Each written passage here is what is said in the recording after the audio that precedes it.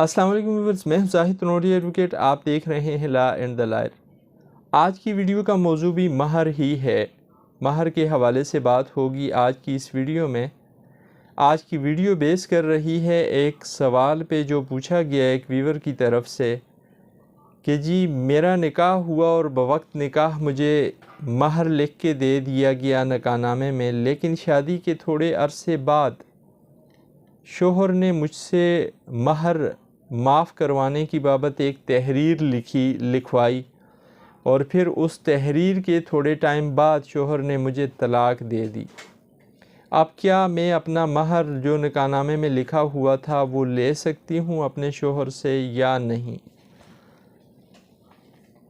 माज़रत के साथ ये एक बड़ा अलमिया बना हुआ है इस वक्त हमारे साथ। हम ना दीनी अक़दार को समझ पा रहे हैं, ना जो ज़िम्मेदारियां हमारे ज़िम्मे शरीयत लगाती है उनको समझ पा रहे हैं, ना अपनी दीनी तालीमात पे अमल कर पा रहे हैं।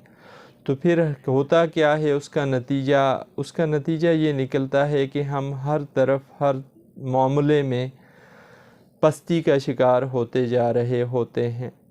अब ये भी मामला इसी तरह का है। महर है क्या? महर कहते हैं उस चीज़ को, उस माल को या उस ज़र ज़मीन को जो शरीयत निकाह के वक्त मर्द पे लाज़म करती है कि कोई मर्द अपनी इस्तिताअत के मुताबिक अपनी बीवी को बवक्त निकाह वो अदा करे या बवक्त निकाह अदा करने की बाबत कमिटमेंट करे।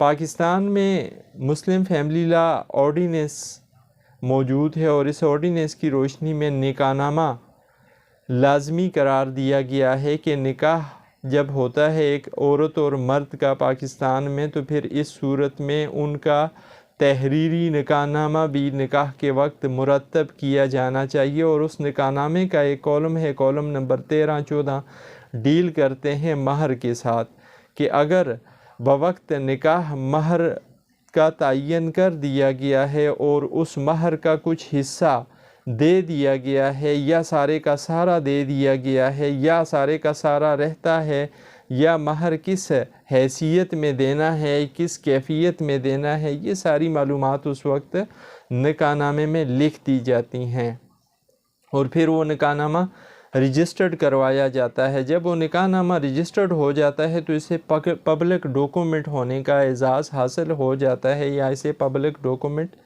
कहते हैं। फिर अब ये जो मौजूदा केस मैंने आपके सामने या मामला मैंने आपके सामने डिस्कस किया कि एक औरत से निकाह के वक्त निकाहनामे में लिख के दे दिया गया उसको महर, लेकिन बाद में उसका शोहर उससे तहरीर ले लेता है लिख के कि जी आप मुझे माफ़ कर दो, और फिर बाद में उस औरत को तलाक दे देता है। यहाँ पे सर दस्त नज़र आ रहा है कि मर्द बदनीति के साथ ये मामलात कर रहा है।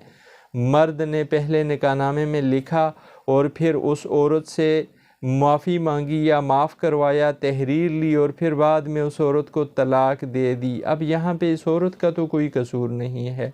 इस औरत को तलाक दे रहा है तो वो शख्स दे रहा है, वो मर्द दे रहा है, उसका शोहर दे रहा है।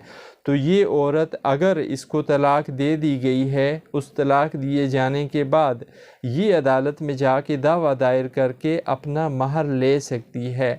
अब यहाँ पे एक चीज़ और बहुत क्लियर करना चाहूँगा, वो ये कि अगर महर दे दिया गया था बवक्त निकाह और निकाहनामे में इसका अंदराज हो भी गया कि जी सारे का सारा महर अदा कर दिया गया है और बाद में वो शोहर उस औरत से वो महर वापस ले लेता है जो दिया गया था और तहरीर भी ले लेता है, ऐसी सूरत में फिर औरत को अदालत में साबित करना होगा कि हाँ ये महर मुझे उस वक्त दे दिया गया था, लेकिन बाद में फ़लाँ मौके पे फ़लाँ अशख़ास की मौजूदगी में, फ़लाँ गवाहों की मौजूदगी में, फ़लाँ दिन फ़लाँ तारीख़ को ये महर मुझसे पूरे का पूरा मेरे शोहर ने वापस ले लिया, इस तरीके से वापस ले लिया।